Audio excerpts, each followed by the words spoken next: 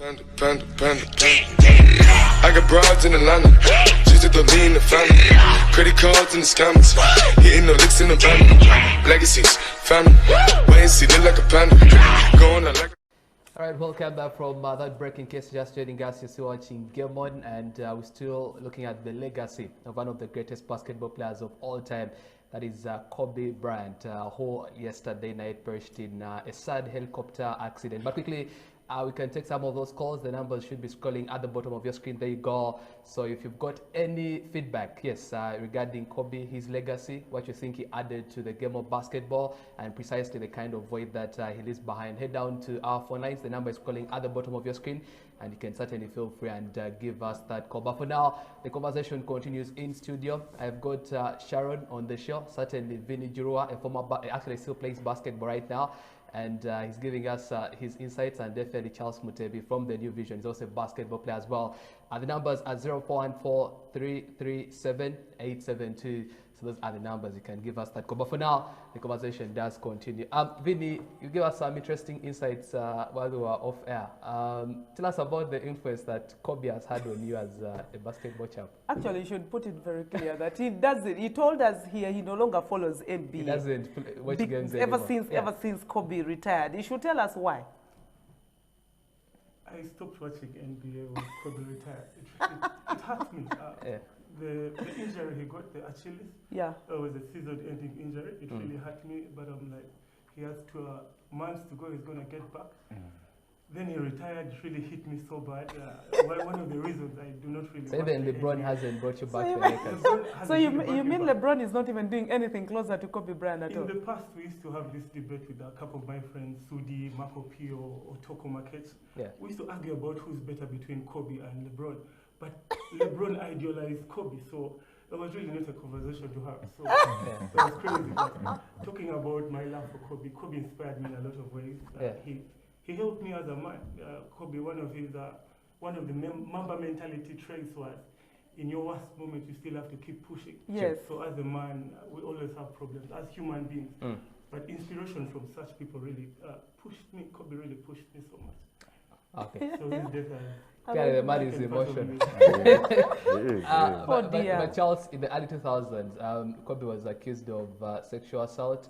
A case that went quite on and had to be settled out of court. But beyond that, he's been quite the family man. He's nurtured the daughter Gianna. She has been probably earmarked to play in the WNBA in the years to come. How much of an influence has he had around basketball?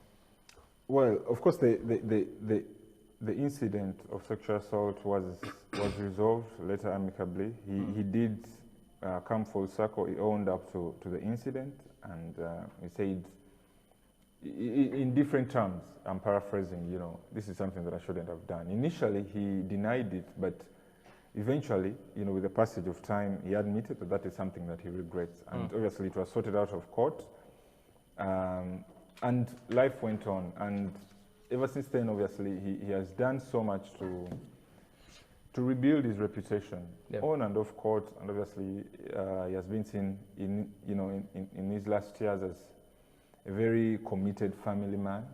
He has been there for his parents and his wife. He actually, it was a very testing period because he almost lost his family. The wife almost left him during that period, but the two were reunited, and many have rightly observed that he was looking forward to the second half of his life.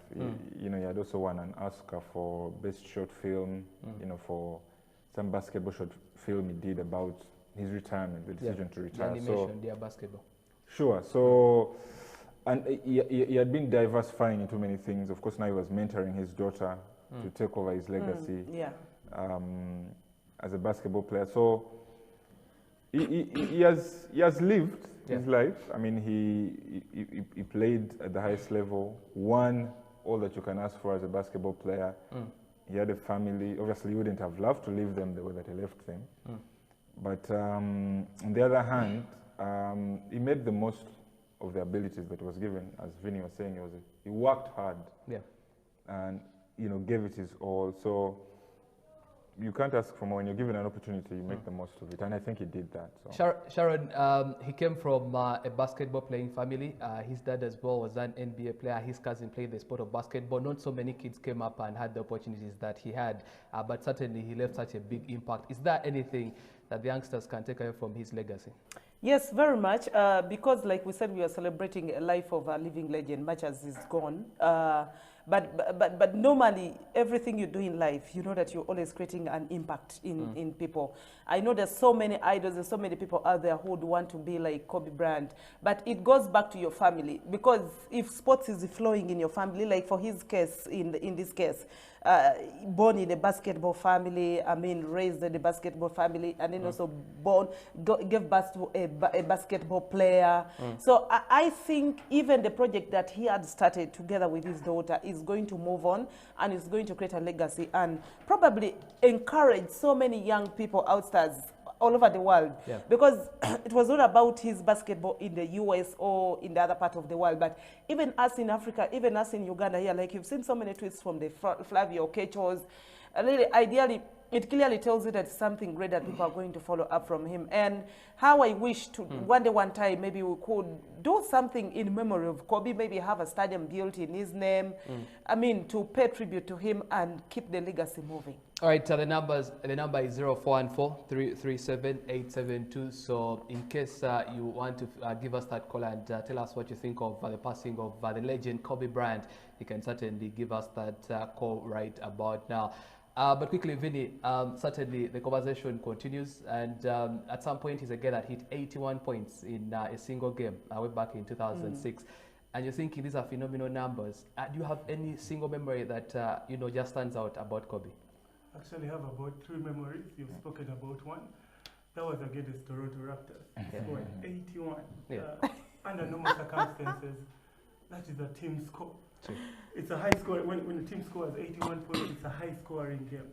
But Kobe scored 81. One person, and he never finished the whole of the game. An NBA game is comprised of about 48 minutes. So he played about 41 and scored 81 points. It's one of the highlights. The only guy who has beat him from the 81 is Will Chamberlain, scored 100. So that's one of my memories. Then the second memory is Charles talked about Celtics. The Celtics fans hated Kobe so much. They hated Kobe, like all tweets, even not Kobe related. There was a tweet, kill Kobe. Kill Kobe. But when he was retiring, he went to the Garden, that's the Celtics home. When he was waving to the crowd, some of them were in tears. Oh dear. It was crazy. It was like so bad. So it was a source of banter. You know, sports without banter is also another. It's so boring.